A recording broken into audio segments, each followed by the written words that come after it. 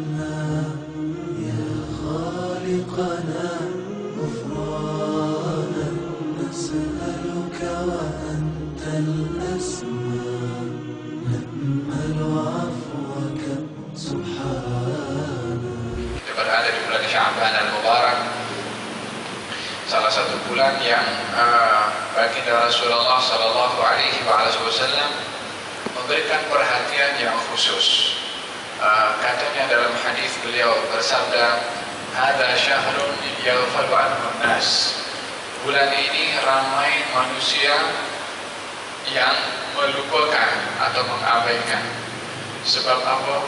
Disebabkan kalau sudah masuk bulan Sya'ban, orang sibuk tunggu Ramadan, sehingga tidak tahu kalau mereka berada di bulan yang istimewa juga. Hada syahrun yaghfalu anhu an-nas. Ini bulan ramai manusia tidak memberikan perhatian karena sibuk nak tunggu Ramadan. Nabi memberikan sebab kenapa bulan ini adalah istimewa. Katanya, hada syahrun yurfa'u fihi al-amal. Bulan Sya'ban, bulan amal perbuatan manusia diangkat oleh malaikat kepada Allah Subhanahu wa taala. Report tahunan amal perbuatan manusia kepada Allah adalah di bulan Sya'ban. Sementara report mingguan amal perbuatan manusia adalah hari Senin dan juga hari Kamis. Seperti mana dalam hadis Nabi SAW, amal perbuatan manusia dibawa kepada Allah hari Senin dan juga hari Kamis. Itu report mingguan. Report tahunannya bulan Sya'ban. Macam kita dalam syarikat juga kan, ada audit macam masing-masing syarikat ikut dia punya sistem. Allah juga dalam kerajaannya punya sistem juga. Ada report mingguan 2 kali, ada report tahunan bulan Sya'ban. Hada syahrun yurfa'u fihi al-amal. Bulan ini bulan diangkat amal perbuatan manusia. Wa uhibbu an yurfa'a amali wa ana sha'im. Saya ingin amal perbuatan saya diangkat kepada Allah sementara saya dalam keadaan berpuasa. Yakni beliau memperbanyak berpuasa di bulan Sya'ban al-Mubarak disebabkan oleh kerana bulan ini bulan diangkat amal perbuatan manusia kepada Allah Subhanahu wa taala. Saya ingin amal saya diangkat, ada catatan di situ amal ibadah puasa. Kenapa yang dipilih oleh Nabi puasa? Kenapa bukan amal ibadah yang lain spesifik untuk diperbanyak oleh Nabi di bulan Sya'ban, tapi yang dipilih puasa? Disebabkan oleh karena daripada semua amal yang Allah Subhanahu wa taala beri perhatian khusus dan ganjarannya langsung dari Allah Subhanahu wa taala, karena malaikat tidak dapat mencatatnya amal perbuatan, yaitu amal ibadah puasa. Satu-satunya amal yang Allah bagi langsung ganjarannya kepada orang yang memberi tanpa melalui perantara adalah amal ibadah puasa.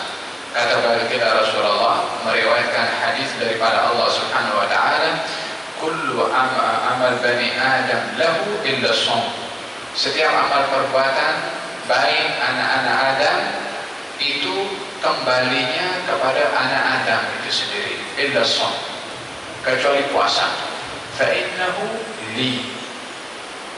Itu amal ibadah puasa untuk saya, yakni Allah Subhanahu wa taala. Wa ana ajzi bihi, saya yang akan bagi ganjaran langsung kepada orang yang berpuasa tadi. Sebab apa? Yada'u ta'amahu wa syarabahu min ajli, dia tinggalkan makan dan minum karena saya.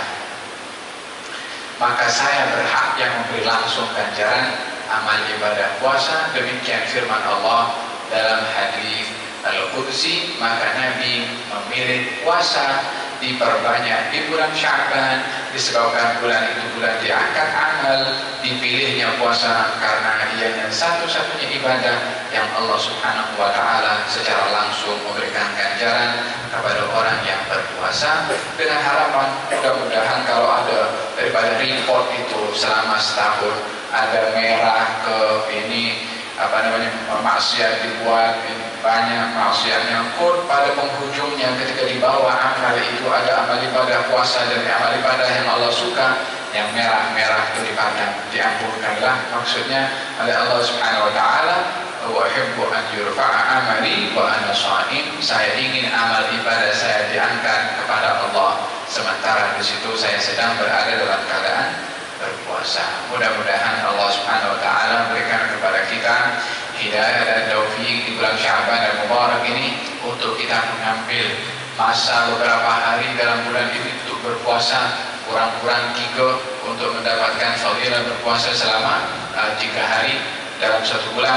Kalau boleh lebih lagi baik. Dalam Sahih Muslim baginda Rasulullah berpuasa hampir keseluruhan bulan Sya'ban dan Mubarak karena keistimewaan bulan tersebut. InsyaAllah mudah-mudahan Allah Subhanahu wa taala berikan kepada kita taufik dan hidayah untuk dapat memanfaatkan bulan Sya'ban ini untuk beribadah puasa kepada Allah Subhanahu wa taala. Dan perlu diketahui juga kalau bulan Sya'ban ini juga adalah bulan pernah satu kejadian terjadi di zaman baginda Rasulullah SAW, yaitu kejadian perubahan qiblah. Perubahan al-qiblah daripada Masjid Al-Aqsa menuju kepada Masjid Al-Haram yang pernah berlaku di Masjid Al-Qiblatain yang ada di kota Madinah. Ketika Nabi sedang salat asar di situ, kemudian turun firman Allah Subhanahu wa taala, "Qad nara taqalluba wajhika bis-sama' falanwalliyannaka qiblatan tardaha fawalli wajhaka syatral Masjidil Haram." Maka saat Nabi sholat diperintahkan menghadap ke Ka'bah, maka Nabi berpusing 180 derajat menghadap kepada Al-Ka'bah, dan itu berlaku pada bulan Sya'ban, tahun kedua daripada hijrahnya Nabi Sallallahu Alaihi Wasallam. Jadi berlakunya di bulan Sya'ban yang sedang kita berada di dalamnya. InsyaAllah mudah-mudahan dengan terjadinya perubahan kiblat di bulan Sya'ban dan Mubarak 14 abad yang lalu, mudah-mudahan Allah Subhanahu wa taala memberikan kepada kita pemahaman kedudukan daripada kiblat salat kita yaitu Ka'bah, dan kiblat imam kita adalah Nabi Muhammad sallallahu alaihi wasallam, sehingga kita tidak menghadap selain daripada kiblatnya Allah dan juga utusan Allah Subhanahu wa taala. Amin Allahumma amin.